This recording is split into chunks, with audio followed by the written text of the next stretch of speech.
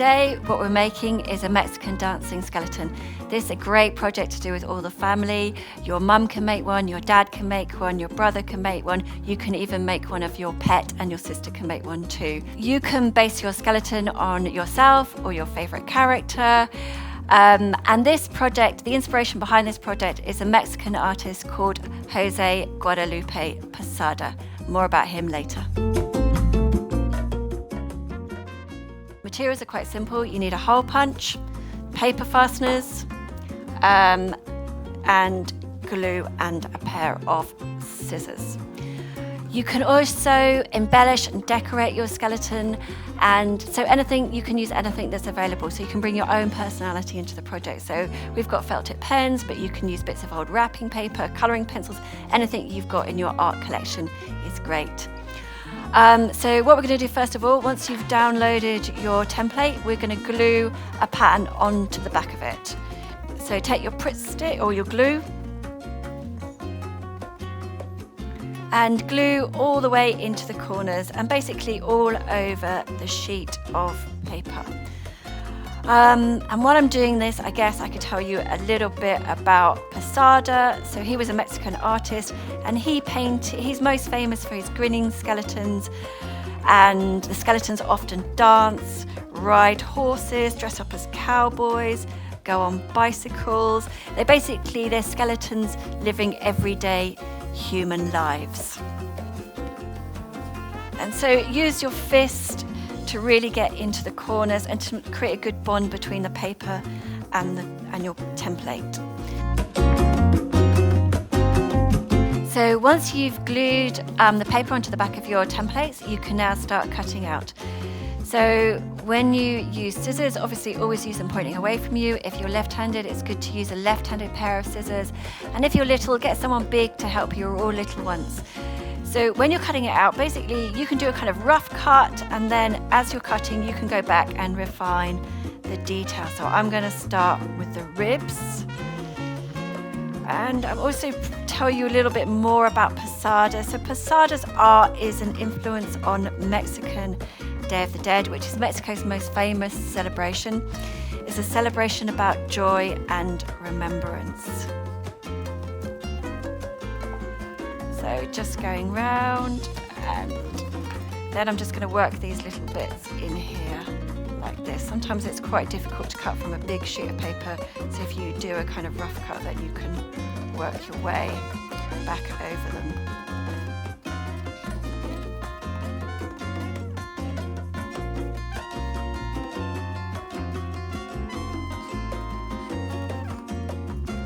And you don't need to take your scissors down there, you literally just take it across here like this.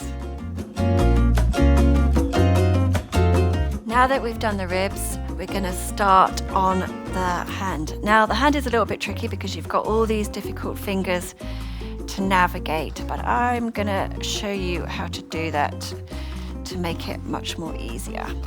So we're going to basically just cut our card round, and obviously if you need any help from an older person, ask an older member of your family to give you a hand, your mum or your dad. So basically, rather than go into the fingers while it's still in the card, just do a kind of cut round, and then what you can do is that you can basically just notch your scissors into between each finger like that. Doesn't have to be totally exact.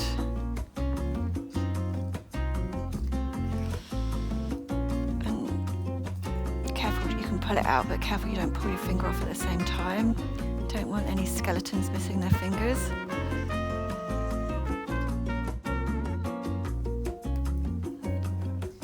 Okay, and the last one.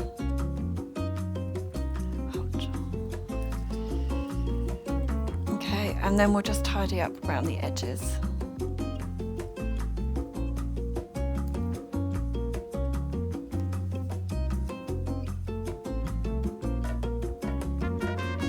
Okay, great.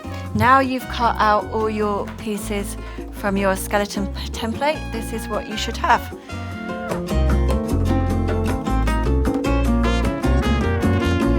So So once you've cut your pieces, we're ready to start creating the holes in the skeleton. Now, this is a little bit tricky, but if you get your hole punch, and we're going to start with the skull because that's the hardest one, you put it in until you can feel the ledge at the back.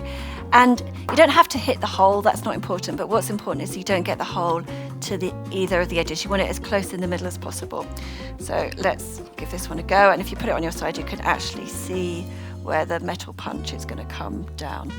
So, okay, great, skeleton's got a hole.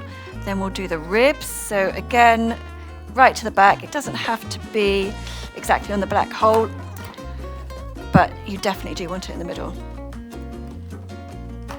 And you can work your way through the skeleton, making all these holes. So we're going to do the pelvis as well.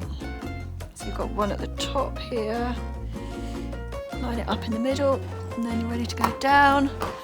And two to do here where the legs are going to join up. Okay, and once you've worked your way through the skeleton, creating your holes, then we're ready to assemble our Mexican dancing skeleton.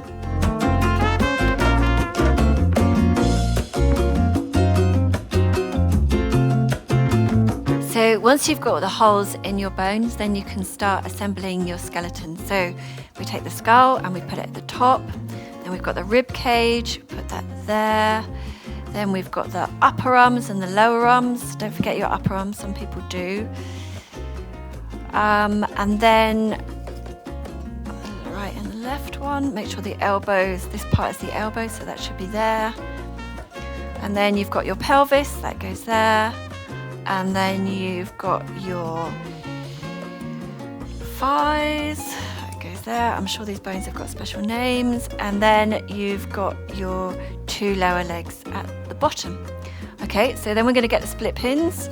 This is what they look like. And basically it's very easy. You're going to put it in between the two holes, and then you're going to split it apart like that. Obviously, if you need to get an adult to help you, it's a good idea if your mum and dad are there. Okay, so we've got the head to the rib cage, and then we're going to put those together like that. And then we've got the arms. And you can also turn your arms over, so it might be that you want to use the pattern on the back like that. So you can make a decision as you go along. And put them together. And if you're doing when you're doing this with your family on the fajita Friday fiestas, you can maybe take the most the characteristics of your family members. So if somebody wears glasses, you can add glasses. If they've got a favorite pair of earrings, you can add in their favorite pair of earrings, or if they like big rings, you can put in rings. If they like to wear a certain pair of trousers, so you can really customize your skeleton so it looks like your different family members, and that's what makes it quite good fun. We're really basing it on the members of your family. Okay, and then we've got the arms coming in here.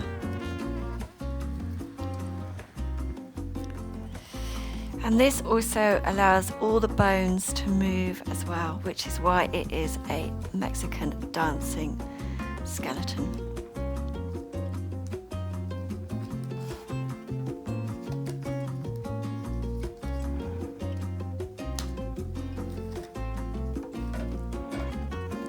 And then the lower legs and the kneecaps.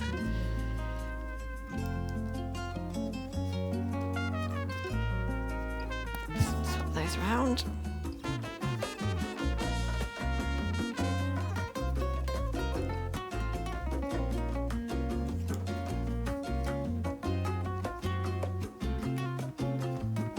So when you're doing this, you've got the patterned paper on the back, so you can make a decision about which side of the skeleton you want to use. So it may be that you want the plain side, or it may be that you want the pattern side. And that's what makes your skeleton a bit of fun. And here is your Mexican dancing skeleton.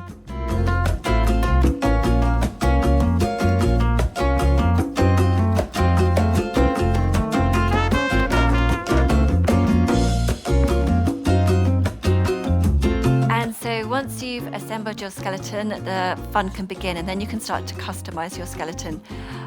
You can use wrapping paper or packaging.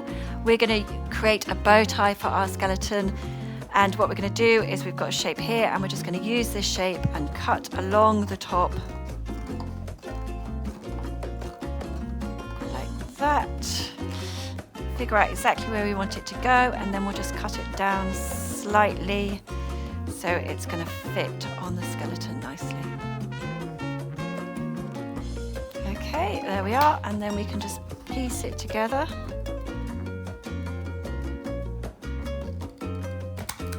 And we'll just undo the split pin and put it back in again.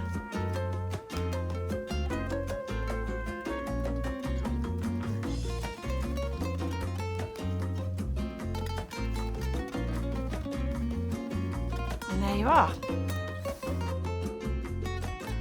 Our skeleton complete with bow tie.